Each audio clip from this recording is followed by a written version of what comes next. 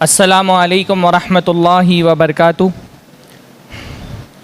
الحمد للہ رب العالمین والصلاة والسلام علی نبینا محمد وعلی آلہ وصحبہ اجمعین ومن تبعہم بإحسان الی یوم الدین۔ اعوذ باللہ السمیع العلیم من الشیطان الرجیم من ہمزہ ونفخہ ونفثہ۔ بسم اللہ الرحمن الرحیم۔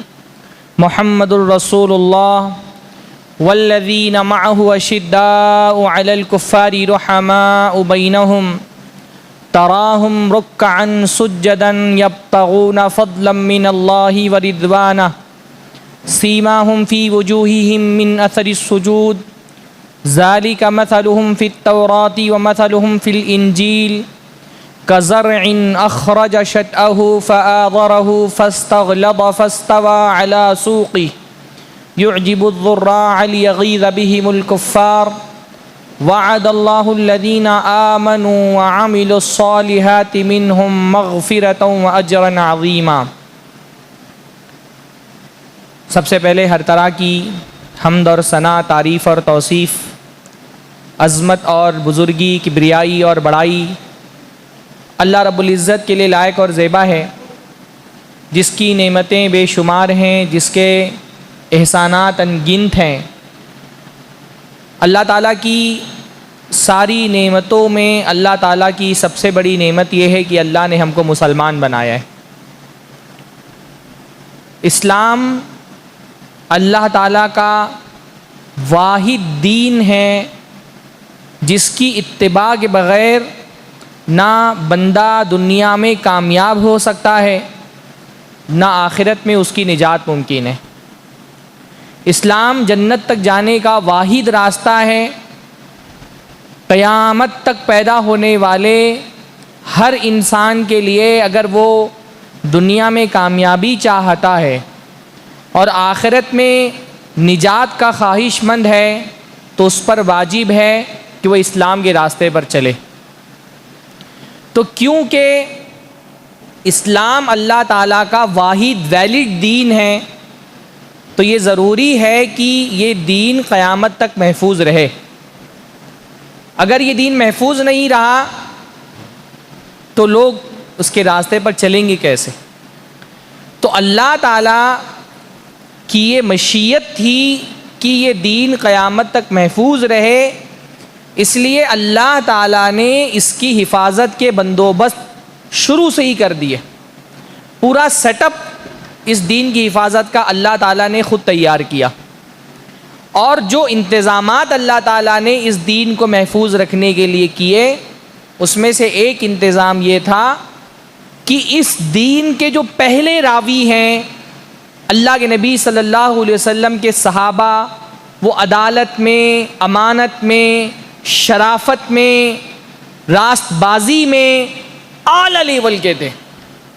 ظاہر سی بات ہے، صحابہ کون ہیں؟ صحابہ وہ پل ہے جس سے یہ امت اپنے نبی سے جڑتی ہے۔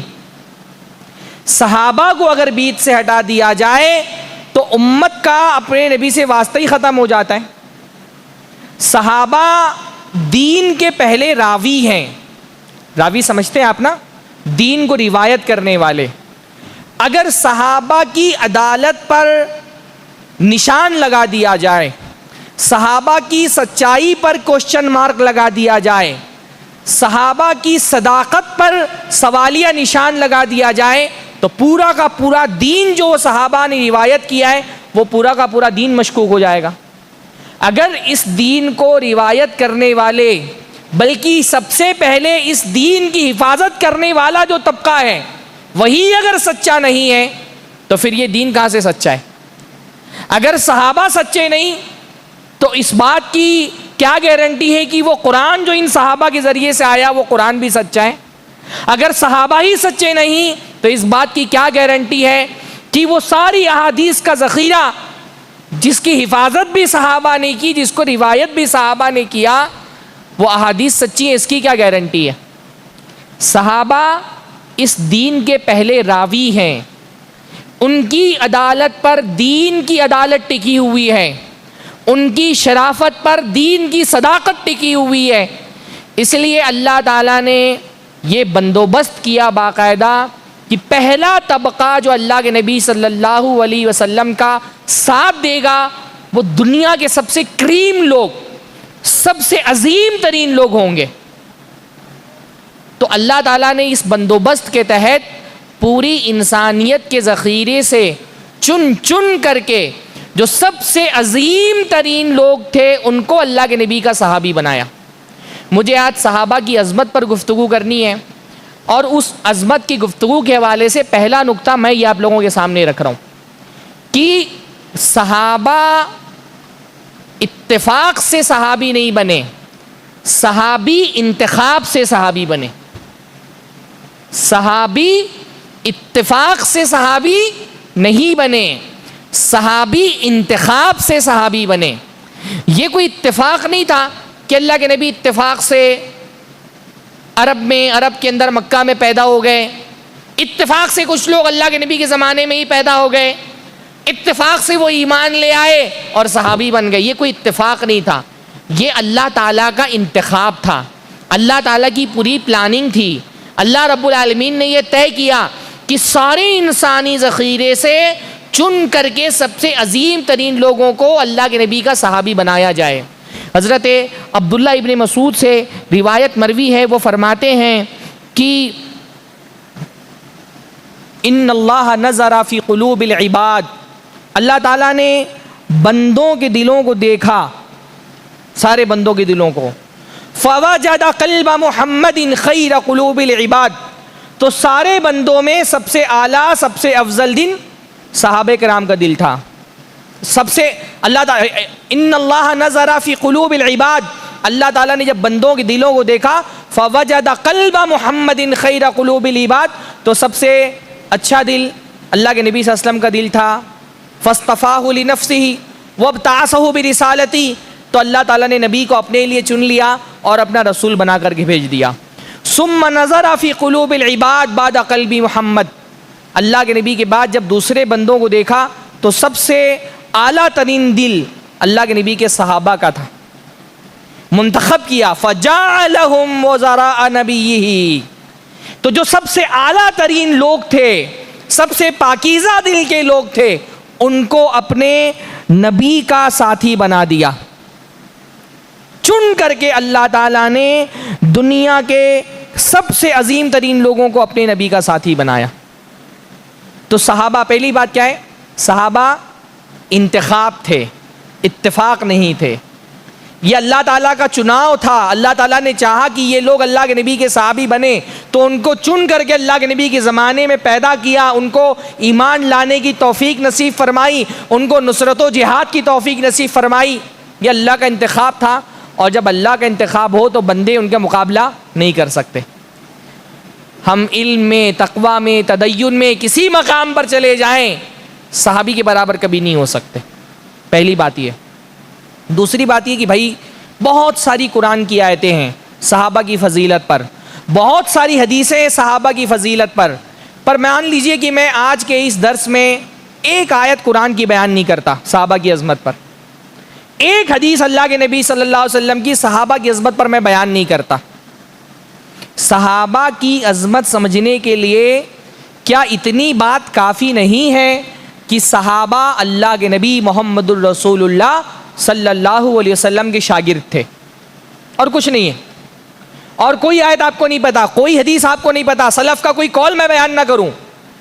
کیا صحابہ کے مقام کو سمجھنے کے لیے اتنی دلیل کافی نہیں ہے کہ کائنات کا امام ان کا استاذ تھا؟ سید و ولد آدم، آدم کی اولاد کے سردار کے شاگرد ہیں یہ۔ انہوں نے قرآن اللہ کے نبی سے پڑھا، انہوں نے قرآن اللہ کے نبی سے سنا، انہوں نے قرآن اللہ کے نبی صلی اللہ علیہ وسلم سے سیکھا، ان کی تربیت اللہ کے نبی کریم محمد الرسول اللہ صلی اللہ علیہ وسلم کے ہاتھوں سے ہوئی۔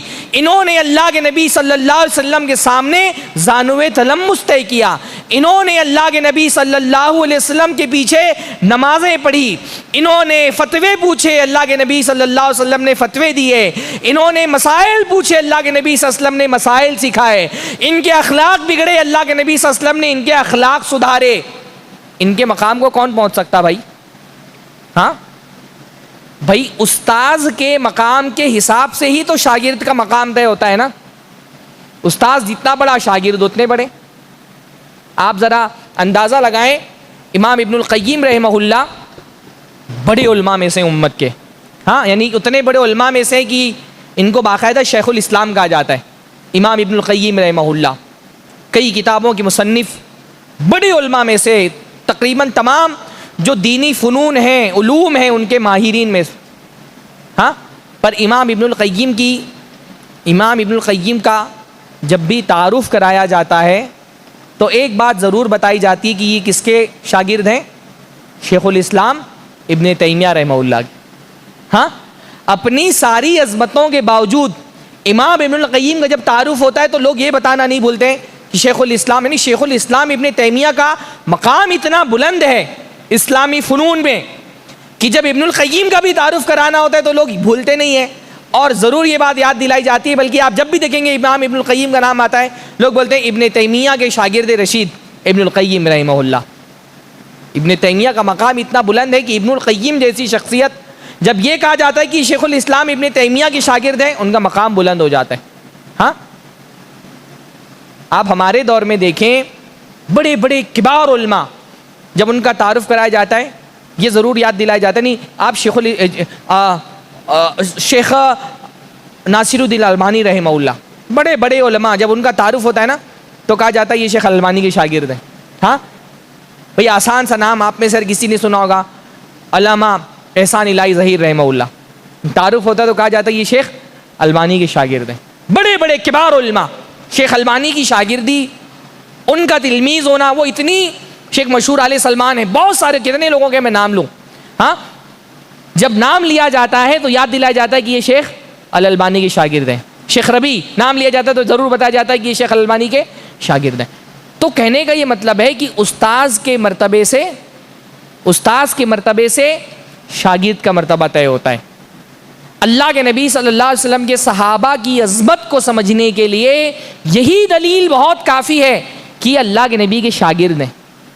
انہوں نے قرآن, اللہ واللہ ہم اپنی عبادتیں, زندگی بھر کی عبادتیں اپنی لگا دیں تو کیا اس ایک لمحے کا مقابلہ کر سکتے جس لمحے صحابہ کرام نے اللہ کے نبی صلی اللہ علیہ وسلم کی زبان سے قرآن سنا؟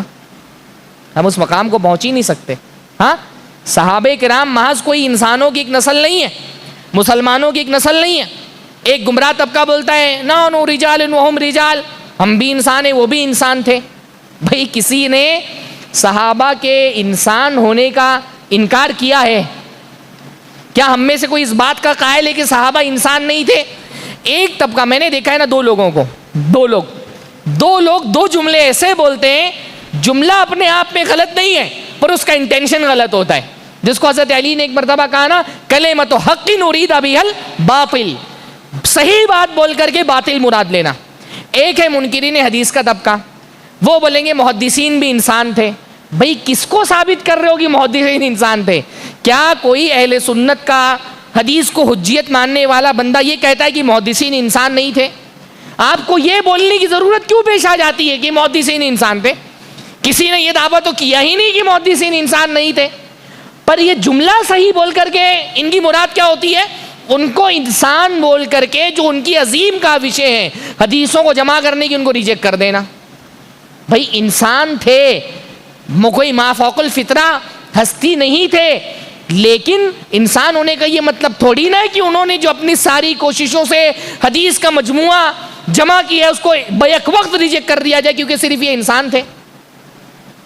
اگر انسان ہونے کی بنیاد پر کسی انسان کی شہادت کو, اس کی خبروں کو ریجیکٹ کرنا پڑے گا تو پھر تو دنیا میں دین کا وجود ہی نہیں رہ جائے گا. محدثین کیا, جنہوں نے قرآن کو روایت کیا وہ انسان نہیں تھے؟ حدیث ریجیکٹ کرنا ہوتا ہے تو بولتے ہیں یہ تو انسان تھے. تو قرآن کیا جنات نے ہم تک کے پہنچایا ہے؟ قرآن کیا اللہ کے نبی صلی اللہ علیہ وسلم سے ہم تک فرشتوں کے ذریعے سے پہنچا ہے؟ وہ بھی تو انسانوں نے ہی پہنچایا ہے. ہاں عدالتوں میں جو کاروائیاں ہوتی ہیں, خبریں آتی ہیں, خبروں کی بنیاد پر سزائیں دی جاتی ہیں, ہاتھ کاٹ دیا جاتا ہے, رجم کیا جاتا ہے, کیا آسمان سے فرشتے آ کر کے گواہی دیتے ہیں؟ انسان ہی تو گواہی دیتے ہیں نا. تو یہ ایک منکر ہے اس کا طبقہ, وہ بار بار کہے گا کہ بھائی محدثین بھی تو انسان تھے. اور جو رافضی ذہن کے لوگ ہوتے ہیں, صحابہ کو گالی دینا چاہتے ہیں, صحابہ کے مرتبے کو گھٹانا چاہتے ہیں, وہ ایک جملہ بولیں گے بھائی صحابہ بھی تو انسان تھے. تو کس نے یہ کہا کہ صحابہ انسان نہیں تھے؟ کون یہ کہتا ہے کہ صحابہ فرشتے تھے؟ انسان تھے, پر انسانوں میں بہت اعلیٰ مرتبے کے تھے. ہاں, بہت اعلیٰ مرتبے کے تھے. اس مرتبے پر امت کا کوئی انسان پہنچ ہی نہیں سکتا بھائی.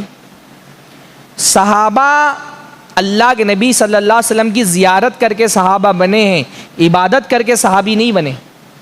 اور زیارت ایک ایسی چیز ہے وہ آپ محنت سے نہیں حاصل کر سکتے بھائی. وہ تو اللہ تعالیٰ نے جس کو توفیق دے دی, وہ خوش نصیب آنکھیں جنہوں نے اللہ کے نبی صلی اللہ علیہ وسلم کے جمال پر نور کا دیدار کر لیا, وہ بس اللہ کا انتخاب.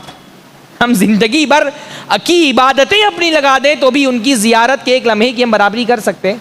ہاں, ہم اپنی ہماری زندگی بھر کی عبادت صحابہ کے ایک لمحے کی زیارت کا مقابلہ نہیں کر سکتے. ہم زندگی بھر کی عبادت کر کے بھی صحابی نہیں بن سکتے. تو صحابہ کی عظمت کو سمجھنے کے لیے اتنی بات کافی ہے کہ صحابہ نے قرآن, ہاں قرآن کس سے سنا؟ اللہ کے نبی سے سنا. بھائی وہ شخصیتیں جنہوں نے اللہ کے نبی صلی اللہ علیہ وسلم کے پیچھے نماز پڑھی, اللہ کے نبی صلی اللہ علیہ وسلم کی اقتداء میں نماز پڑھی, قرآن اللہ کے نبی صلی اللہ علیہ وسلم سے سنا, اللہ کے نبی نے ان سے قرآن سنا, ہے نا. حضرت ابی ابن قعب, اللہ کے نبی ہم نے فرمایا ایک مرتبہ قرآن پڑھ کر کے سناؤ مجھے. قرآن اللہ کے نبی سے سیکھا, عقیدہ اللہ کے نبی سے سیکھا. آج بہت سارے لوگ بولتے ہیں بھائی وہ بھی تو انسان تھے, انہوں نے قرآن سمجھا, ہم نے قرآن سمجھا, کیا ضروری ہے کہ ان کا فہم ہمارے فہم سے برتر ہو؟ ہم بھی انسان, وہ بھی انسان, تو ہمارا فہم بھی ان کے فہم سے اچھا ہو سکتا ہے. بھائی قرآن صحابہ نے اللہ کے نبی سے سیکھا, تو جس نے نبی سے قرآن سیکھا وہ قرآن کا ایک معنی سمجھ رہا ہے.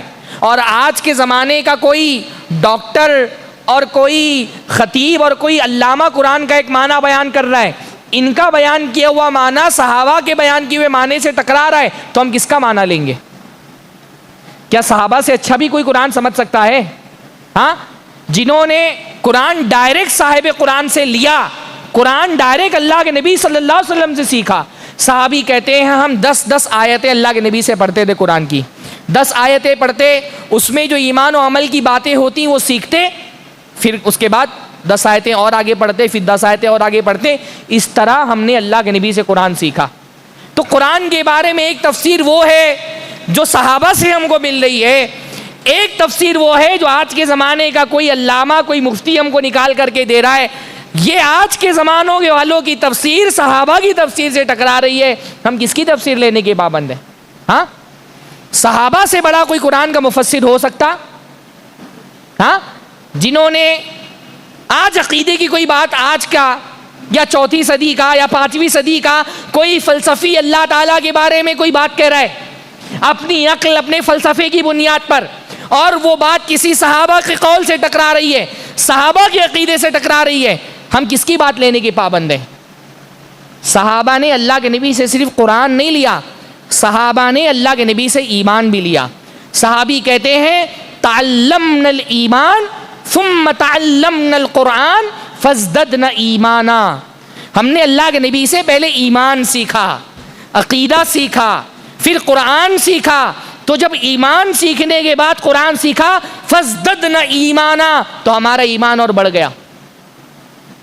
کوئی 4ویں صدی کا, 5ویں صدی کا, 6ٹھی صدی کا فلسفی متکلم وہ اپنے کلامی نظریات کے حساب سے اللہ کی صفات کے بارے میں ایک بات کہہ رہا ہے, اور ایک بات جو صحابہ سے ہم کو مل رہی ہے, دونوں ٹکرا رہی ہے. تو کیا صحابہ سے زیادہ کسی کا عقیدہ مضبوط ہو سکتا ہے؟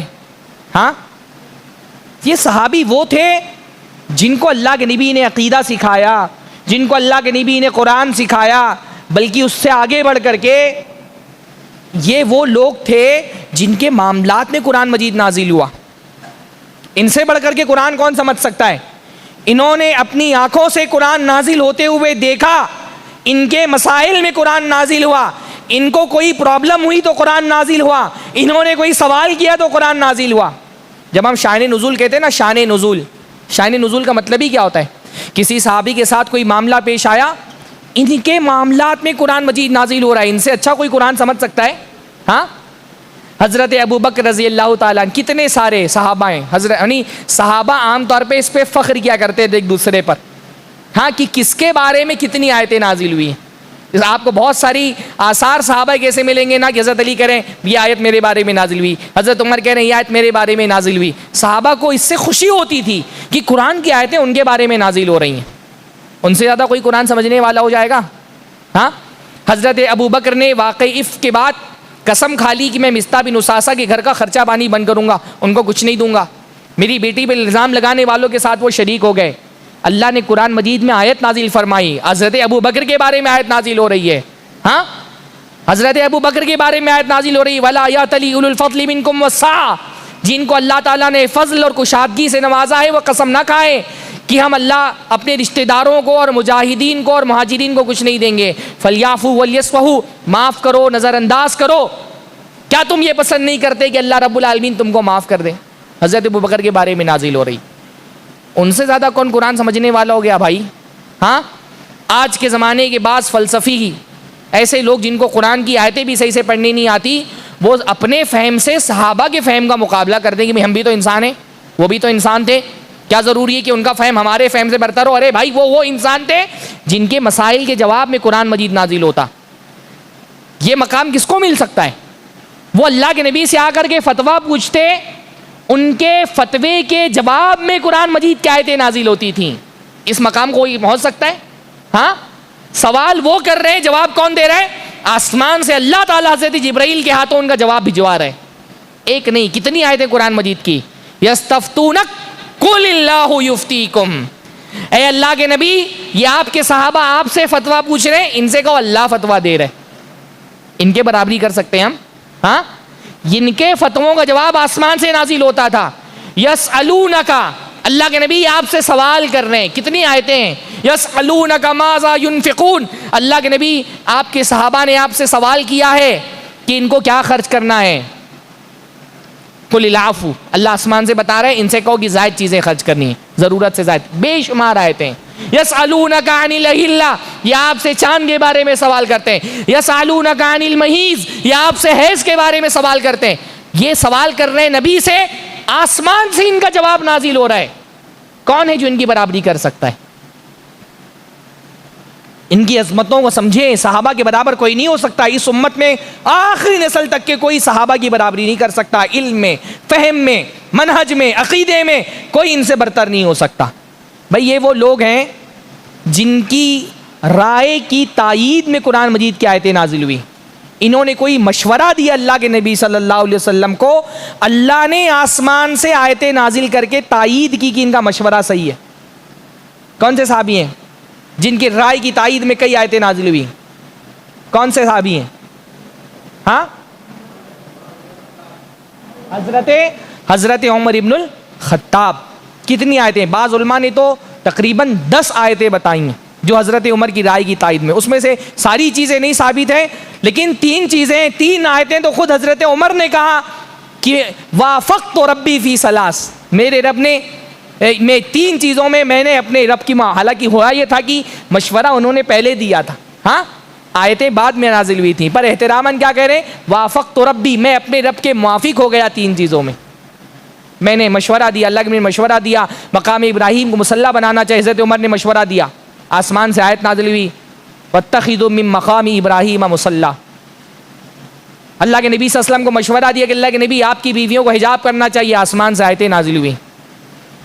حضرت عمر نے مشورہ دیا کہ اللہ کے نبی یہ بدر کے قیدیوں کو باندھ کر کے فدیہ نہیں دینا چاہیے، ان کو قتل کرنا چاہیے، بعد میں تائید میں آیتیں نازل ہوئی کہ حضرت عمر کا مشورہ صحیح تھا۔ ان کی رائے کی تائید میں قرآن مجید نازل ہوتا تھا، ہم ان کی برابری کر سکتے ہیں؟ ان کی دعاؤں کے جواب میں قرآن مجید نازل ہوتا تھا، ہم ان کی برابری کر سکتے ہیں؟ ہاں، انہوں نے دعا کی، جواب میں اللہ تعالیٰ نے، ہاں، کون سی صحابیاں ہیں وہ جن کے شوہر نے ان کے ساتھ زہار کر لیا؟ ہاں، حضرت خولہ نا، خولہ بنت ثعلبہ، ہاں، حضرت خولہ ہی ہے نا۔ شوہر نے زہار کر لیا، ایک طریقہ ہوتا تھا طلاق دینے کا، جیسے آج کل لوگ 3 طلاق دیتے نا، 3 طلاق دے دیے تو بیوی ہمیشہ کے لیے حرام، ویسے اس زمانے میں ایک طلاق کا طریقہ تھا کہ لوگ زہار کرتے تھے کہ تو میرے لیے میری ماں کی پیٹھ کی طرح حرام ہے، بیوی حرام ہو جایا کرتی تھی۔ اب تک کوئی حکم اس کے بارے میں صراحت کے ساتھ نازل نہیں ہوا تھا، شوہر نے زہار کر لیا، اللہ کے نبی صلی اللہ علیہ وسلم کے پاس آئی پریشان ہو کر کے، مسئلہ رکھا، اللہ کے نبی نے فرمایا اب تک تو کوئی حکم نہیں نازل ہوا، زہار ہو گیا، تم حرام ہو گئی اپنے شوہر کے لیے۔ گئیں اللہ رب العالمین سے دعائیں کی، ان کی دعا کی جواب میں قرآن کی آیتیں نازل ہوئیں۔ ہاں، قد سمع اللہ قول التی تجادلک فی زوجہا وتشتکی الی اللہ، اللہ نے سن لیا اس عورت کی فریاد کو، اس کی آواز کو، اس کی دعا کو، جو آپ سے اپنے شوہر کے بارے میں جھگڑا کر رہی تھی، وتشتکی الی اللہ، اور اپنا غم اللہ سے بیان کر رہی تھی۔ ان کی دعاؤں کے جواب میں قرآن مجید نازل ہوتا تھا۔ ہم ان کی برابری کر سکتے ہیں دین کے فہم میں؟ ہاں، ہم ان کے مقام کو پہنچ سکتے ہیں؟ ہمارا فہم ان کے فہم سے برتر ہو سکتا ہے؟ صحابہ اللہ کے نبی صلی اللہ علیہ وسلم کے شاگرد تھے، کوئی ان کی برابر، ان کی اصلاح میں قرآن مجید نازل ہو رہا ہے۔ بلکہ یعنی آپ سوچئے، تربیت کرنے والا دنیا کا سب سے بڑا معلم جو ان کو سکھا رہا ہے وہ کون ہے؟ اللہ کے نبی، دنیا کے سب سے بڑے استاذ۔ اللہ نے فرمایا انما بعثت معلما، اللہ نے مجھے معلم بنا کر کے دنیا میں بھیجا ہے۔ استاذ اللہ کے نبی، اور نصاب آسمان سے نازل ہونے والی کتاب ان کا نصاب ہے، اور اس میں بھی کہیں تربیت میں کہیں خامی ہو رہی ہے، کہیں کوئی چوک ہو جا رہی ہے، اللہ تعالیٰ آسمان سے آیتیں نازل کر کے اللہ کے نبی کی اصلاح کر رہا ہے۔ حضرت عبداللہ ابن ام مکتوم کا واقعہ سب کو پتہ ہے، تھوڑی سی ایک اجتہادی غلطی اللہ کے نبی سے ہو گئی، اللہ کے نبی صلی اللہ علیہ وسلم نے ذرا سا اعراض کر لیا حضرت عبداللہ ابن ام مکتوم سے، آسمان سے، یعنی ٹریننگ استاذ کی کون کر رہا ہے؟ اللہ آسمان سے کر رہا ہے۔ کہیں استاذ سے تھوڑی سی چوک ہو گئی، اللہ آسمان سے اصلاح کر رہا ہے۔ عبس وتولی ان جاءہ العامی وما یدریک لعلہ یزکی، اللہ کے نبی نے چہرہ پھیر لیا، اعراض کیا، کیونکہ ایک اندھا آدمی آ گیا تھا آپ کے پاس سوال کرنے کے لیے۔ اللہ کے نبی صلی اللہ علیہ وسلم، آپ کو کیا پتا، وہ سنتا تو نصیحت حاصل کرتا، جو آ کر کے سننا چاہتا ہے آپ اس سے منہ پھیر رہے ہیں، جو سن نہیں رہا اس کے پیچھے پڑے ہوئے ہیں۔ آپ سوچئے نبی جیسا استاد اور اس استاذ کی تربیت آسمان سے ہو رہی ہے، کون ان کی برابری کر سکتا ہے بھائی؟ ہاں، آج ایک طبقہ کھڑے ہو کر کے بولتا ہے بس وہ تو کیا تھے، انسان تھے، ہم بھی انسان ہیں۔ وہ انسان تھے پر اعلیٰ ترین انسان تھے۔ اس لیے اللہ کے نبی صلی اللہ علیہ وسلم کے صحابہ اللہ کے نبی کو دیے گئے معجزات میں سے ایک معجزہ ہیں۔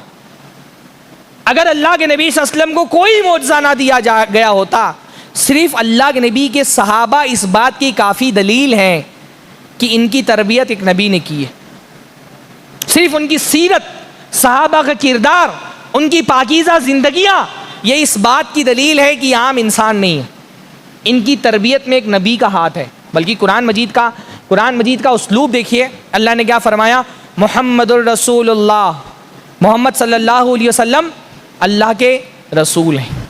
ایک دعویٰ ہے نا، اس دعوے کی دلیل کیا دی جا رہی ہے؟ والذین معہ، اور وہ لوگ جو اللہ کے نبی صلی اللہ علیہ وسلم کے ساتھ ہیں۔ صحابہ کے کردار کو، سورۃ الفتح کی آخری آیت ہے، صحابہ کے کردار کو، ان کی پاکیزہ سیرت کو، ان کی عبادت گزاریوں کو، ان کی شرافت و عدالت کو نبی کی نبوت کے لیے بطور دلیل پیش کیا جا رہا ہے۔ فرمایا والذین معہ، اور جو لوگ اللہ کے نبی کے ساتھ ہیں، اشداء علی الکفار، وہ کفار پر سخت ہیں، رحماء بینہم، آپس میں ایک دوسرے پر نرم ہیں۔ سخت ہیں کا مطلب بھائی وہ کفار جو جنگ کے مقابلے میں آ رہے ہیں، تو جنگ میں جو کافر ہوگا اس کے ساتھ سختی برتنی ہے۔ جب جنگ میں ایک آدمی سامنے آئے گا دشمن کی حیثیت سے، تو اس کو پھول تو نہیں دیے جائیں گے نا، تو دشمنوں پر سخت ہیں، کفار پر سخت ہیں، رحماء بینہم، آپس میں ایک دوسرے سے محبت کرنے والے۔ صحابہ کے بارے میں اصل بات کیا ہے؟ صحابہ آپس میں ایک دوسرے سے محبت کرتے تھے۔ یہاں ٹھہر کر کے یہ سمجھ لیجئے بھئی اختلافات تو ہوئے صحابہ میں نا، قرآن مجید کہہ رہا ہے وہ ایک دوسرے سے محبت کرنے والے، ایک دوسرے پر رحم کرنے والے، تو اختلافات تو ہوئے صحابہ سے، اختلافات بھی ہوئے، بعض مرتبہ بہت ایسا بھی ہوا، بعض مرتبہ کہ یہ اختلافات اس حد تک پہنچ گئے کہ جنگ بھی ہو گئی۔ لیکن صحابہ کے جو اختلافات ہیں، بھئی پہلی بات تو یہ ہے اختلاف انسان کی فطرت ہے نا، 8 10 15 20 آدمی بھی اگر ایک جگہ جمع ہوں گے، کوئی نظام چلانا ہے تو اختلاف ہوگا، یہ فطرت کا حصہ ہے۔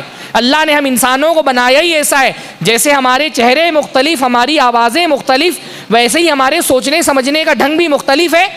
تو کسی مسئلے میں اگر 10 15 20 لوگ ایک جگہ جمع ہوں گے تو اختلاف ہوں گے، یہ اختلاف ہماری فطرت کا حصہ ہے۔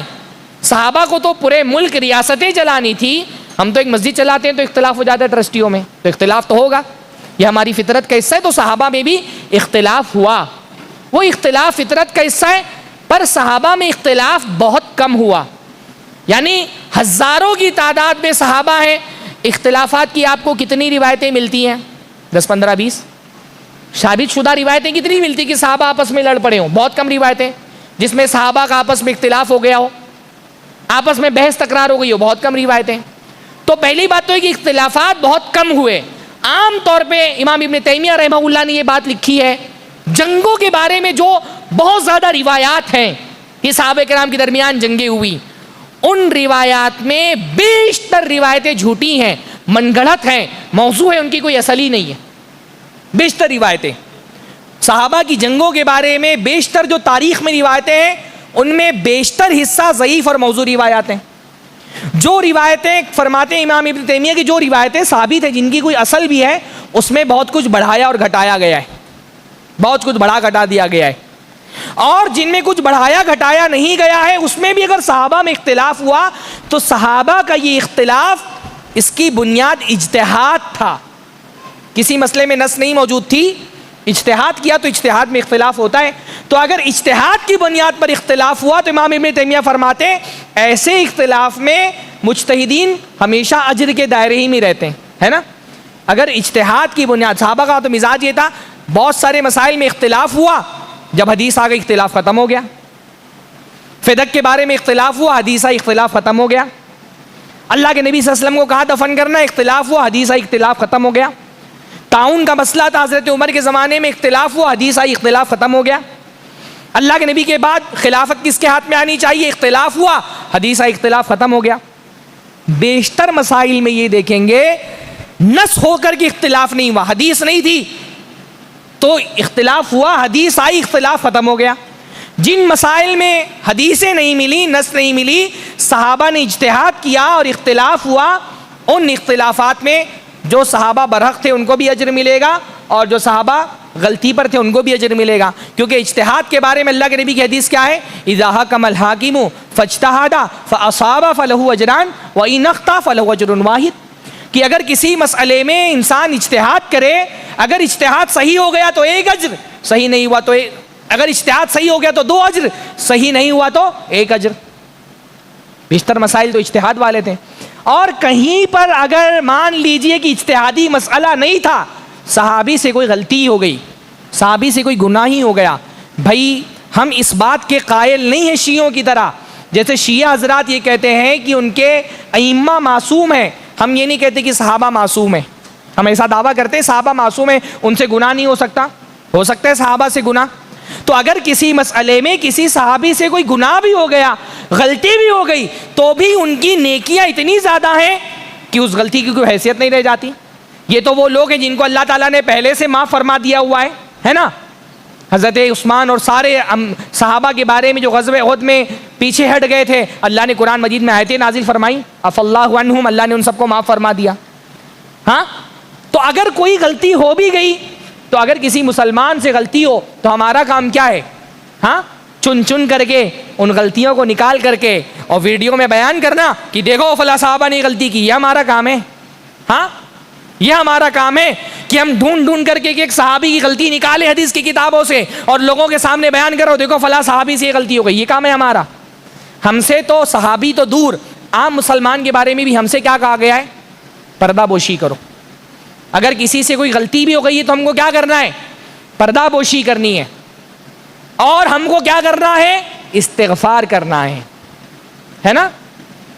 والذین جاءوا من بعدہم یقولون ربنا اغفر لنا ولاخواننا الذین سبقونا بالایمان، جو لوگ صحابہ کے بعد آئے ان کا کام کیا ہے، وہ کہیں گے ربنا اغفر لنا، اللہ ہم کو بھی معاف فرما دینا، وَإِخْوَانِ الَّذِينَ سَبَقُونَ بِالْإِيمَانِ، اور ہم سے پہلے جو ہمارے بھائی گزرے، ہمارے مومن بھائی صحابہ، ان کو بھی معاف فرما دینا۔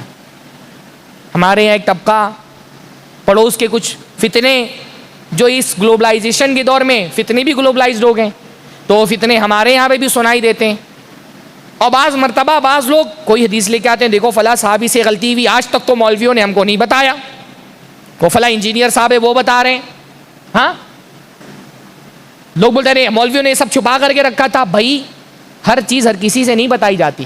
ہاں، آپ کو یعنی ہمارے یہاں میں دیکھ رہا ہوں ایک طبقہ ایسا پیدا ہو گیا ہے، ان سے پوچھئے کہ ایمان کے ارکان کتنے صحیح سے نہیں بتا پائیں گے، ان سے پوچھئے اسلام کے ارکان کتنے صحیح سے نہیں بتا پائیں گے، ان سے پوچھئے سورہ فاتحہ کا ترجمہ صحیح سے پڑھ کے سنا دو، نہیں سنا پائیں گے، ان سے کہو اللہم باعد بینی و بین خطایا کا ترجمہ پڑھ کر کے سناؤ، نہیں سنا پائیں گے۔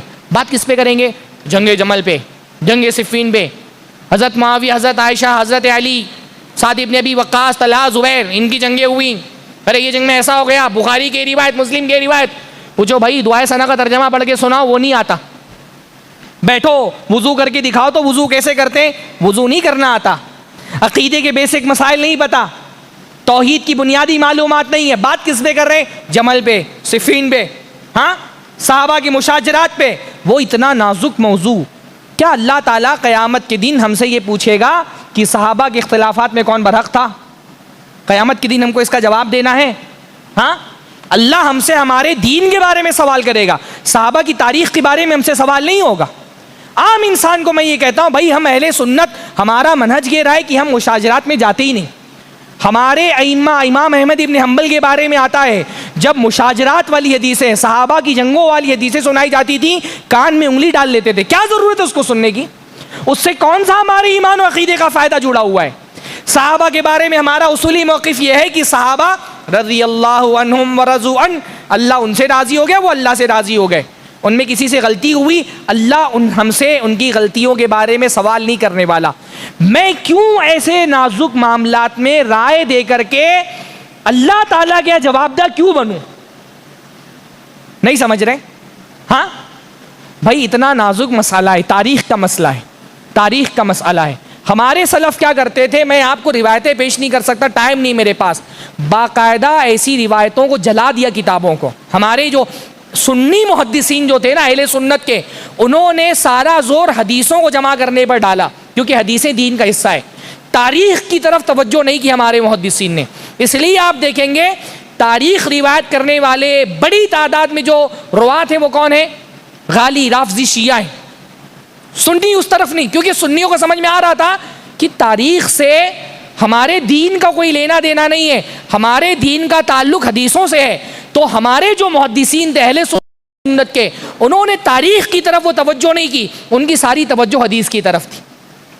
جو شیعہ حضرات تھے ان کا دین حدیثوں سے نہیں جڑا تھا، تاریخ سے جڑا تھا، تو ان کی توجہ تاریخ کی طرف تھی۔ آپ کسی شیعہ کو دیکھیں گے، کیا وہ بدر کا بھی واقعہ ویسے ہی بیان کرتا ہے جیسے کربلا کا بیان کرتا ہے؟ کبھی دیکھا آپ نے؟ ہاں، کربلا کو عنوان بنا دیا گیا حق و باطل کا۔ حق و باطل کا عنوان کربلا نہیں ہے، حق و باطل کا عنوان بدر ہے، احد ہے، حنین ہے، تبوک ہے، احزاب ہے، یہ حق و باطل کا عنوان ہے۔ لوگ کہتے ہیں اسلام زندہ ہوتا ہے کربلا کے بعد، ہمارا دین ہم سے کہتا ہے اسلام بدر کے بعد زندہ ہوا۔ اللہ کے نبی نے بدر کے بارے میں کہا تھا اللہم ان تہلک ہذہ العصابہ لن تعبد بعد، اللہ تعالیٰ یہ چھوٹی سی جماعت اگر ہلاک ہو گئی زمین پر تیری عبادت کرنے والا نہیں بچے گا۔ بدر پہ تو نہیں 10 دن بیان ہوتے، آ رہا ہے محرم، ہاں بدر پر تو 10 دن اسٹیج لگا کے بیان نہیں ہوتا۔ ہمارا دین بدر سے جڑا ہے کہ کربلا سے جڑا ہے؟ ہاں، ہمارے جو محدثین تھے اہل سنت کے، ان کی توجہ ہمیشہ حدیثوں کو جمع کرنے کی طرف رہی، کیونکہ ہمارا دین تاریخ سے نہیں اللہ کے نبی کی حدیثوں سے جڑا ہوا ہے۔ ہاں، یہ چھوٹے چھوٹے بیچارے ہوتا ہے نا، بعض مرتبہ آدمی کو کوئی نئی بات پتہ چلتی ہے، اس کو لگتا ہے مجھے ایسا پتہ چل گیا جو کسی کو نہیں پتا، آ کے مولویوں سے جھگڑا کر رہے ہیں، بھائی جنگ میں جمل میں یہ ہوا، صفین میں ہوا، حضرت امیر معاویہ نے یہ کیا۔ واللہ واللہ واللہ ہم وہ لوگ ہیں جو عمر ابن عبدالعزیز نے کہا تھا نا، ہم وہ لوگ ہیں جن کی تلواروں کو اللہ رب العالمین نے صحابہ کے خون سے محفوظ رکھا۔ اب ہم کو یہ چاہیے کہ اپنی زبانوں کو صحابہ کی عزت سے محفوظ رکھیں۔ جو کچھ نہیں بولے گا اللہ تعالیٰ اس سے سوال نہیں کرے گا۔ جس نے کچھ بھی بول دیا اللہ تعالیٰ کے یہاں جواب دینا پڑے گا، اتنا یاد رکھیں۔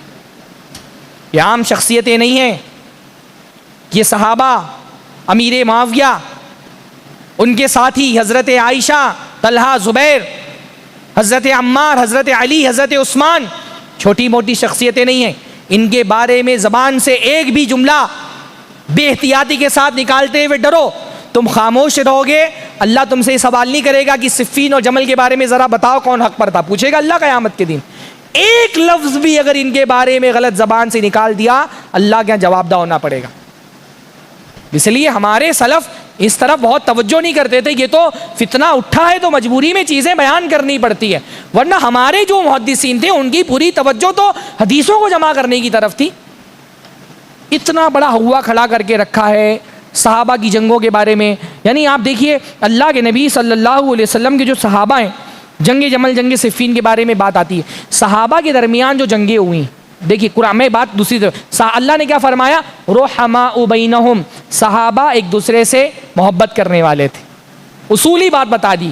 ان کے درمیان جو جنگیں ہوئیں وہ بغض، نفرت اور عداوت کی بنیاد پر نہیں تھی، جنگیں ہوئیں، پر وہ جنگیں ایسا نہیں تھا کہ ایک دوسرے سے نفرت کرتے تھے، بغض کرتے تھے، یہ جنگیں ویسی نہیں تھی جیسے کافروں سے جنگیں ہوتی تھی، ہے نا بھائی؟ کافروں سے جنگیں ہوتی تھی تو مسلمان جیت کر کے خوش ہوتے تھے، جشن مناتے تھے۔ صحابہ کی آپس میں جو جنگیں ہوئی وہ کافروں کی طرح جنگیں نہیں تھیں کہ وہ قتل کر کے ایک دوسرے کو خوش ہوئے، قتل کر کے نادم ہی تھے۔ ہاں، جو مارا گیا جنگ میں سب کو شہید کہا گیا، چاہے وہ ان کی طرف سے ہو چاہے دوسرے گروہ کی طرف سے ہو، سب نے مل کر کے ان کی جنازے کی نماز پڑھی۔ ہاں، جو جنگیں ہوئی ان میں جو مارے گئے سب نے مل کر کے جنازے کی نماز پڑھی، سب نے ان کو، بلکہ جو بدعتیوں سے بھی جنگیں ہوئی نا اس طرح کی جنگیں بھی نہیں تھیں صحابہ کے درمیان۔ جو تھوڑی بہت جنگیں ہوئی میں آ رہا ہوں اس پر، وہ ایسی جنگیں نہیں تھی جو جیسے حضرت علی نے خوارج سے لڑائی کی، ویسی لڑائی نہیں تھی جو صحابہ کی آپس میں ہوئی۔ خوارج سے جو جب لڑائی ہوئی تو وہ لوگ جو حضرت علی کے سپورٹ میں نہیں تھے وہ بھی حضرت علی کے ساتھ مل کے خوارج سے لڑے۔ یہ بدعتیوں سے ہونے والی جنگوں کی طرح بھی جنگیں نہیں تھیں۔ قرآن مجید کہہ رہا ہے نا، یہ رحماء بینہم، یہ آپس میں ایک دوسرے سے محبت کرنے والے تھے۔ کسی مسئلے میں اجتہادی غلطی ہو گئی تو وہ مسئلہ جنگ تک چھڑ گیا، بعض فتنہ پروروں نے وہ جنگ چھڑا دی۔ اچھا، بعض لوگ ان جنگوں کی بات کرتے ہیں تو یوں پورٹریٹ کرتے ہیں جیسے لگتا ہے دونوں طرف سے کتنی بڑی صحابہ کی جماعت تھی جو آپس میں لڑ رہے تھے، بڑے بڑے صحابہ تھے جو لڑ رہے تھے۔ میں آپ کو بعض نصوص بتاتا ہوں۔ محمد بن سیرین مشہور تابعی، محمد بن سیرین، ہاں، امام ابو بکر الخلال ان کی کتاب ہے السنہ، اس میں وہ لکھتے ہیں حاجت الفتنہ، جب فتنہ رونما ہوا، فتنہ اٹھا، یعنی حضرت عثمان کے قتل کے بعد جب فتنہ شروع ہوا، جنگیں شروع ہوئی، مسلمانوں میں اختلاف ہو گیا، کہتے ہیں حاجت الفتنہ، جب فتنہ شروع ہوا، واصحاب رسول اللہ عشرۃ آلاف، اور اللہ کے نبی صلی اللہ علیہ وسلم کے ہزاروں کی تعداد میں صحابہ اس وقت زندہ تھے۔ جب حضرت عثمان کا قتل ہوا ہزاروں کی تعداد میں صحابہ، دسیوں ہزار صحابہ، عشرہ یعنی 10، آلاف یعنی ہزار، دسیوں ہزار صحابہ اللہ کے نبی صلی اللہ علیہ وسلم کے اس وقت زندہ تھے۔ فما حضر فیہا 100، تو 100 صحابہ بھی اس فتنے میں شریک نہیں ہوئے۔ بل لم یبلغوا 30، بلکہ ان جنگوں میں شریک ہونے والے صحابہ 30 بھی نہیں تھے، 30 صحابہ بھی نہیں تھے جو ان جنگوں میں شریک رہے ہوئے ہوں۔ ظاہر ایسے کیا جاتا ہے جیسے سارے صحابہ آپس میں لڑ پڑے، ہزاروں کی تعداد میں صحابہ زندہ تھے پر بیشتر صحابہ دور رہے اس مسئلے سے۔ ہاں، بہت قلیل تعداد میں، یعنی ہزاروں میں زیادہ سے زیادہ 30 صحابہ تھے جنہوں نے کوئی موقف اختیار کر کے کسی نے حضرت علی کا ساتھ دیا، کسی نے حضرت معاویہ، حضرت عائشہ کا ساتھ دیا۔ دیکھیے ابن علیہ وہ منصور بن عبد الرحمن سے، وہ امام شعبی سے روایت کرتے ہیں، مصنف ابن ابی شیبہ کی روایت ہے۔ امام شعبی کہتے ہیں کہ جمل میں اللہ کے نبی صلی اللہ علیہ وسلم، جنگ جمل ہوئی، جنگ جمل کے بارے میں لوگوں کو لگتا ہے کہ دونوں طرف بڑی تعداد میں صحابہ تھے، کہہ رہے ہیں جمل میں اللہ کے نبی صلی اللہ علیہ وسلم کے صحابہ میں سے لم یشہد الجمل من اصحاب النبی من المہاجرین والانصار الا علی وعمار وطلحہ وزبیر، کہہ رہے ہیں جمل میں صرف 4 صحابہ تھے جو شریک ہوئے تھے، سارے انصار اور مہاجرین بڑی تعداد میں تھے، پر جنگ جمل میں شریک ہونے والے صحابہ کتنے تھے؟ صرف 4 تھے۔ کون کون؟ علی، عمار، طلحہ اور زبیر۔ کہتے ہیں فَإِن جَاءُوا بِخَامِسٍ فَأَنَا كَذَّابٌ، اگر کوئی پانچواں صحابی نکال کر دکھا دو تو میں جھوٹا ہوں. پانچواں صحابی نہیں دکھا سکتے. جمل کی بات ہوتی ہے تو ایسے لگتا ہے کہ جیسے بہت سارے صحابہ آپس میں لڑ پڑے. کہتے پانچواں اگر صحابی نکال کے دکھا دو تو میں جھوٹا ہوں. بیشتر صحابہ کا موقف کیا تھا؟ وہ کہتے تھے نہ علی کی طرف ہے نہ معاویہ کی طرف ہے، ہم کو کسی سے نہیں لڑنا. قاعدین، ایسے صحابہ کو کیا کہا جاتا ہے؟ قاعدین، جو بیٹھ گئے، کسی کا سائیڈ نہیں دیا انہوں نے. بڑی تعداد ایسے ہی صحابہ کی تھی جو کسی کے سپورٹ میں نہیں تھے، قاعدین میں سے تھے. نہ انہوں نے حضرت علی کا ساتھ دیا نہ معاویہ کا ساتھ دیا. ہمارے یہاں ایک جاہل بولتا ہے، بڑی جذباتی انداز میں پوچھا جاتا ہے نا کہ بھائی بتاؤ اگر تم اس زمانے میں ہوتے تو علی کا ساتھ دیتے کہ معاویہ کا ساتھ دیتے؟ نعوذ باللہ، اس بدبخت نے کہا کہ میں تو حضرت علی کے زمانے میں ہوتا تو معاویہ کے گردن پہ تلوار رکھ دیتا. نعوذ باللہ. ہاں، کتنی جرأت کی بات ہے بھائی. ہاں، کیسے آدمی کی منہ سے یہ بات نکل جاتی ہے؟ ہم کیا کرتے؟ ہم سے کوئی، آپ سے کوئی پوچھے تم اگر حضرت علی اور معاویہ کے زمانے میں ہوتے تو کیا کرتے؟ ہم یہ کہتے ہیں ہم وہ کرتے جو بیشتر صحابہ نے کیا. کیا کیا انہوں نے؟ بیٹھ گئے. نہ حضرت علی کا ساتھ دیا نہ معاویہ کا ساتھ دیا، بیٹھ گئے. امام ابن تیمیہ رحمہ اللہ فرماتے ہیں کہ وَمِن ذَلِكَ، کہہ رہے ہیں کہ وَمِن ذَلِكَ أَنَّ الْقِتَالَ فِي الْفِتْنَةِ الْكُبْرَى كَانَتِ الصَّحَابَةُ فِيهَا ثَلَاثُ فِرَقٍ. جب فتنہ اٹھا، اختلافات ہوئے، صحابہ میں جنگیں ہوئی، صحابہ 3 گروہوں میں تقسیم ہو گئے. بتانے والے ہمیشہ 2 گروہ بتاتے، ایک حضرت علی کی طرف اور ایک حضرت معاویہ کی طرف. یہ کوئی نہیں بتاتا کہ گروہ 2 نہیں تھے، 3 گروہ تھے. امام ابن تیمیہ فرماتے ہیں کان الصحابہ فیہا 3 فرق، صحابہ 3 جماعتوں میں تقسیم ہو گئے. فرقۃ قاتلت من هذه الناحیہ، ایک گروہ وہ تھا جو حضرت علی کی طرف سے لڑ رہا تھا. وفرقۃ قاتلت من هذه الناحیہ، اور ایک گروہ وہ تھا جو حضرت معاویہ کی طرف سے لڑ رہا تھا. وفرقۃ قعدت، ایک گروہ وہ تھا جو بیٹھ گیا، کسی کی طرف سے بھی نہیں لڑ رہا تھا. فرما رہے ہیں وَهُمُ الْأَكْثَرُ، اور یہ جو بیٹھنے والا گروہ تھا یہی زیادہ تر لوگ تھے. زیادہ تر لوگ وہ تھے جو کسی کی طرف سے بھی نہیں لڑے. اور یہ چھوٹے چھوٹے صحابہ نہیں ہیں. کون لوگ ان میں شامل ہیں؟ مہاجرین میں سعد ابن ابی وقاص، عبداللہ ابن عمر، حضرت صہیب سنان رومی، اسامہ بن زید، قدامہ ابن مظعون، مغیرہ ابن شعبہ. انصار میں حسان ابن ثابت، عبداللہ ابن سلام، کعب ابن مالک، مسلمہ بن مخلد، محمد بن مسلمہ، نعمان ابن بشیر، زید بن ثابت، رافع بن خدیج، فضالہ ابن عبیدہ، کعب ابن عجرہ، سلمہ بن سلامہ. یہ بڑے بڑے صحابہ کا نام ہے جو کسی کے ساتھ نہیں لڑ رہے تھے. سعد ابن ابی وقاص عام سے انسان ہیں، عشرہ مبشرہ میں سے.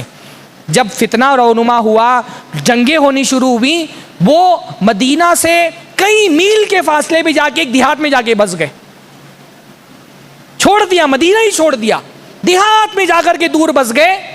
اور اپنے گھر والوں کو منع کر دیا کہ کوئی خبر بھی مجھ تک نہیں پہنچنی چاہیے جب تک مسلمان کسی امام پر متفق نہ ہو جائیں. خبر، یہ صحیح مسلم کی روایت ہے، گھر والوں کو منع کر دیا کہ مجھ تک کوئی خبر نہیں پہنچانا. اپنا جانور وغیرہ پراپرٹی لے کر کے بالکل سب سے الگ ہو گئے. ان کے بیٹے عمر بن سعد وہ ایک مرتبہ آ رہے تھے گھوڑے پہ سوار ہو کے، دور سے دیکھا، کہا اعوذ باللہ من شر ھذا الراکب، اس سوار کی شر سے میں اللہ کی پناہ چاہتا ہوں. بیٹا آیا، کہا لوگ اختلاف کر رہے ہیں، امامت کے لیے جھگڑے ہو رہے ہیں، اور آپ یہاں بدوؤں کی طرح، دیہاتیوں کی طرح زندگی بسر کر رہے ہیں.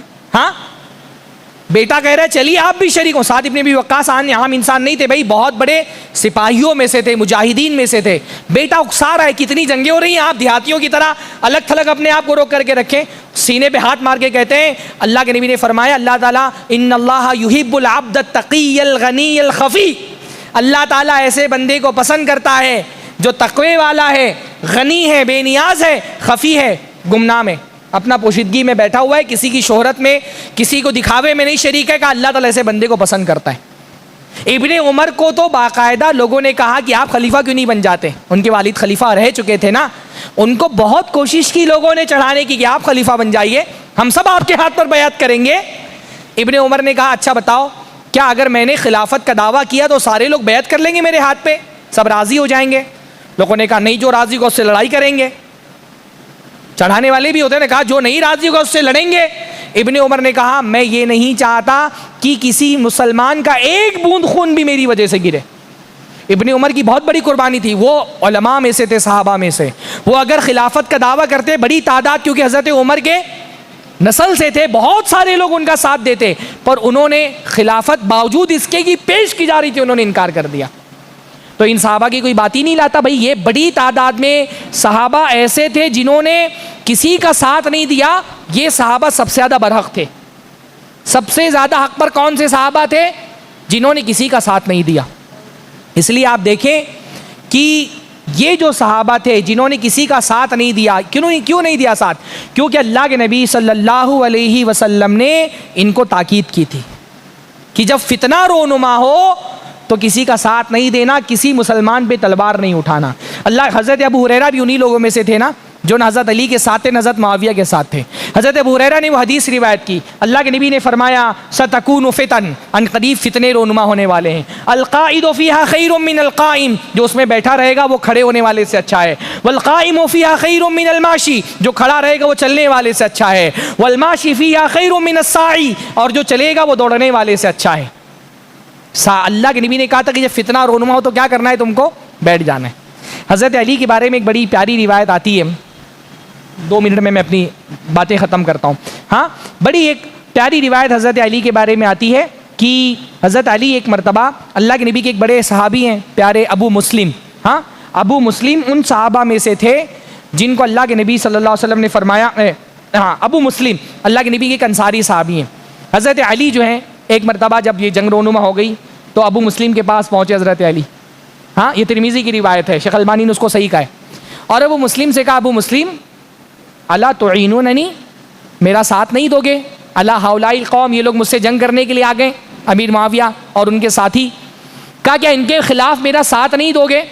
تو حضرت ابو مسلم نے کہا بالکل ساتھ دیں گے، اور اپنی لونڈی سے کہا میری تلوار لے کر کے آنا، ہاں اپنی لونڈی سے کہا میری تلوار لے کر کے آنا، لونڈی گئی تلوار لے کر کے آئی، ہاں فدعا جاریۃ لہو، اپنی لونڈی کو بلایا، قال یا جاریہ اخرجی سیفی، لونڈی سے کہا میری تلوار نکال، قال فاخرجتہ، وہ لونڈی گئی تلوار نکال کے لائی، فصل منہ قدر شبر، پھر اس کے بعد تلوار نیام سے تھوڑی سی نکالی، حضرت علی کو دکھایا تو دیکھا کہ وہ تلوار لکڑی کی تھی۔ وہ تلوار کس کی تھی؟ لکڑی کی تھی۔ کہا یہ تلوار ہے، چلیے کس سے جنگ کرنا ہے بتائیے، میں چلتا ہوں۔ ہاں تو حضرت علی نے پوچھا یہ کیا معاملہ ہے بھائی؟ تو انہوں نے کہا ان خلیلی وابن عمک، میرے خلیل اور آپ کے چچا کے بیٹے، کون؟ اللہ کے نبی محمد الرسول اللہ صلی اللہ علیہ وسلم، کہا میرے خلیل، میرے دوست اور آپ کے چچا کے بیٹے، انہوں نے مجھ کو کہا تھا اہید الیہ، مجھ سے وعدہ لیا تھا، اذا کانت الفتنہ بین المسلمین، کہ جب مسلمانوں کے درمیان جنگ ہو، فاتخذ سیفا من خشب، تو لکڑی کی تلوار بنا لینا۔ ہاں تو میں نے لکڑی کی تلوار بنا کے رکھی ہے، چلو کس سے جنگ کرنا ہے میں کرتا ہوں۔ حضرت علی نے کہا لا حاجت لی فیک ولا فی سیفک، مجھ کو تمہاری بھی ضرورت نہیں، تمہاری تلوار کی بھی ضرورت نہیں، رکھے رہو اپنی تلوار اپنے پاس۔ یہ صحابہ کی اکثریت ایسی تھی۔ حضرت اسامہ کو ایک مرتبہ کچھ ضرورت تھی حضرت علی سے، تو حضرت علی کے پاس ایک آدمی کو بھیجا اور کہا جاؤ مجھے کوئی ضرورت کی چیز ہے۔ اسامہ ابن زید، ہاں حب النبی، اللہ کے نبی کے چہیتے، اللہ کے نبی صلی اللہ علیہ وسلم کے فیوریٹ، وہ بھی کسی کے ساتھ جنگ میں شریک نہیں ہوئے۔ حضرت علی سے کچھ مانگنا تھا تو کہا جاؤ علی سے مانگ لاؤ، لیکن علی ضرور یہ پوچھیں گے کہ اسامہ ابن زید میرے ساتھ جنگ میں شریک کیوں نہیں ہے۔ ان سے کہنا کہ اسامہ ابن زید نے کہا ہے لو کنت فی شدق الاسد لاحببت ان اکون معک، کہ علی اسامہ ابن زید نے کہا ہے کہ اگر آپ کسی شیر کے جبڑے میں بھی ہوتے تو میں پسند کرتا کہ میں آپ کے ساتھ شیر کے جبڑے میں بھی رہوں، لیکن یہ جو مسئلہ ہے مسلمانوں کا آپسی جنگ کا، اس میں آپ کا ساتھ نہیں دے سکتا، اس میں آپ کا یہ صحابہ کو گول ہی کر جاتے ہیں بیان کرنے والے۔ صرف بیان ہو رہا ہے کہ حضرت علی کی طرف کچھ تھے، حضرت معاویہ کی طرف کچھ تھے، بڑی تعداد تو ان صحابہ کی تھی جو کسی کی بھی طرف نہیں تھے۔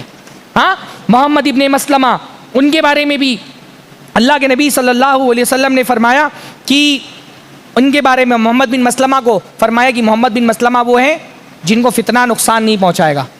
انہوں نے اللہ کے نبی سے حدیث روایت کی کہ اللہ کے نبی نے فرمایا جب مسلمانوں کے درمیان جنگ ہو، احد پہ جا کر کے احد کے کسی پتھر پہ اپنی تلوار توڑ دینا، نہ کسی پہ ہاتھ نہیں اٹھانا۔ تو اب اگر کوئی یہ سوال کرے کہ تم اللہ کے نبی صلی اللہ علیہ وسلم کے بعد حضرت علی اور معاویہ کے زمانے میں ہوتے تو کس کا ساتھ دیتے، تو ہمارا جواب کیا ہوگا؟ وہی جواب جو حضرت عمر ابن عبدالعزیز نے دیا بھئی ہم وہ لوگ ہیں جن کی تلواروں کو اللہ نے صحابہ کے خون سے محفوظ رکھا، تو ہم آپ کو اپنی زبان صحابہ کی غیبت سے، ان کی برائیوں سے محفوظ رکھنا ہے۔ صحابہ کے بارے میں بہت ڈریے، صحابہ کے بارے میں بہت ڈریے۔ صحابہ کی برائی کرنے والا اصل میں اللہ کے نبی صلی اللہ علیہ وسلم کی برائی کرنے والا ہے۔ امام مالک رحمہ اللہ کا ایک بڑا پیارا قول ہے۔ امام مالک رحمہ اللہ فرماتے ہیں کہ یہ وہ لوگ ہیں جنہوں نے اللہ کے نبی صلی اللہ علیہ وسلم کے صحابہ پر اللہ کے نبی پہ تان کرنا چاہتے تھے۔ صحابہ کو برا بھلا کہنے والے وہ لوگ ہیں جو اصل میں اللہ کے نبی کو برا کہنا چاہتے تھے، پر اللہ کے نبی کو ڈائریکٹ برا نہیں کہہ سکتے تھے، تو انہوں نے صحابہ کو برا کہنا شروع کیا، تاکہ یہ بات کہی جائے جب یہ ساتھی اتنے برے ہیں تو نبی کتنا برا ہوگا۔ یہ جو صحابی پر کلام کرنا شروع کرتا ہے اس کا نتیجہ کیا نکلتا ہے؟ آخر میں پھر یہ کلام تو اللہ کے نبی تک پہنچتا ہے نا، کہ بھائی وہ لوگ جن کی تربیت پہلے مرحلے میں ہی ناکام ہو گئی تو اللہ کے نبی صلی اللہ علیہ وسلم کی تربیت کا فائدہ کیا ہوا اگر پہلے مرحلے کے لوگ اتنے ناکام نکلے تو۔ بہرحال یہ موضوع بہت وسیع ہے، اس پہ تو بہت ساری باتیں ہو سکتی ہیں، بس میں اتنی بات پہ اپنی بات ختم کروں گا۔ صحابہ اس دین کے پہلے راوی ہیں، ان پر کلام کرنا دین پر کلام کرنا ہے۔ وہ لوگ جو صحابہ کو برا بھلا کہہ رہے ہیں وہ اصل میں صحابہ کو برا نہیں کہہ رہے، وہ اس دین کو، دیوار کو گرا دینا چاہتے ہیں۔ امام نسائی نے کہا دروازہ کھٹکھٹانے والے سے ہوشیار رہو، کیونکہ دروازہ کھٹکھٹانے والا اصل میں گھر میں داخل ہونا چاہتا ہے۔ یہ جو صحابہ کو برا بھلا کہنا چاہتے ہیں یہ اصل میں صحابہ کے ذریعے سے اس دین میں عیب نکالنا چاہتے ہیں۔ اسی لیے مستقل علماء نے یہ بات کہی ہے کہ زندیق ہے وہ لوگ جو صحابہ پہ کلام کرتے ہیں۔ اجماع ہے اس امت کا، حتیٰ کہ امیر معاویہ کے بارے میں قائم بھی امر اللہ غالباً عباسی خلفاء میں سے خلیفہ تھا، اس نے ایک سارے علماء کو جمع کر کے کتاب لکھی جس میں سارے علماء کا اتفاق اس بات پہ بیان کیا گیا کہ امیر معاویہ کو برا بھلا کہنا غلط ہے۔ ہاں بہت ساری باتیں کہیں جا سکتی ہیں، میرا وقت ختم ہوا۔ اللہ تعالیٰ سے دعا ہے اللہ تعالیٰ ہم سب کو صحابہ کی عظمتوں کو سمجھنے کی توفیق نصیب فرمائے، صحابہ کا دفاع کرنے کی اللہ تعالیٰ ہم کو توفیق نصیب فرمائے۔ صحابہ کا دفاع اللہ رب العالمین کی سنت ہے۔ صحابہ کو کسی نے برا بھلا کہا، اللہ نے صحابہ کی طرف سے دفاع کیا ہے۔ ہاں منافقین نے کہا کہ یہ وہ لوگ ہیں جو بے وقوف ہیں، اللہ نے کہا یہ خود بے وقوف ہیں۔ تو صحابہ کا دفاع اللہ رب العالمین کی سنت ہے۔ کچھ لوگ ایک صاحب کہتے ہیں کہ اللہ تعالیٰ نے تو صحابہ کی برائی کی تو ہم کیوں نہیں کر سکتے؟ ہاں تو اللہ تعالیٰ تکبر کرتا ہے تو ہم بھی تکبر کر سکتے ہیں؟ ہاں اللہ تعالیٰ نے تو اللہ کے نبی صلی اللہ علیہ وسلم کی بھی اصلاح کی، تو اللہ تعالیٰ کا کچھ کرنا اس بات کی دلیل کہاں کوئی کہ وہ ہمارے لیے بھی جائز ہے؟ تو اللہ نے اگر صحابہ کیا کہیں پر کوئی غلطی ہوئی اور صحابہ کی اصلاح فرمائی تو اللہ تعالیٰ نے صحابہ کو میزان بھی تو قرار دیا ہدایت کا۔ فَإِنْ آمَنُوا بِمِثْلِ مَا آمَنْتُمْ بِهِ فَقَدْ اهْتَدَوْا، ویسا ایمان لاؤ گے جیسا یہ صحابہ ایمان لائے تو ہدایت پر ہوں۔ ہاں اولئک الذین کتب فی قلوبہم الایمان، یہ وہ لوگ ہیں جن کے دل میں اللہ نے ایمان لکھ دیا ہے۔ کتنی آیتیں قرآن مجید کی بیان کی جا سکتی ہیں۔ اللہ ہم سب کو صحابہ کی عظمتوں کو سمجھنے کی توفیق نصیب فرمائے اور اپنی زبانوں کو صحابہ کی غیبتوں اور صحابہ کی ذکر شر سے محفوظ رکھے۔ اقول قولی ھذا واستغفر اللہ لی ولکم ولسائر المسلمین واستغفروہ انہ الغفور الرحیم، وآخر دعوانا الحمد للہ رب العالمین۔ السلام علیکم ورحمۃ اللہ وبرکاتہ۔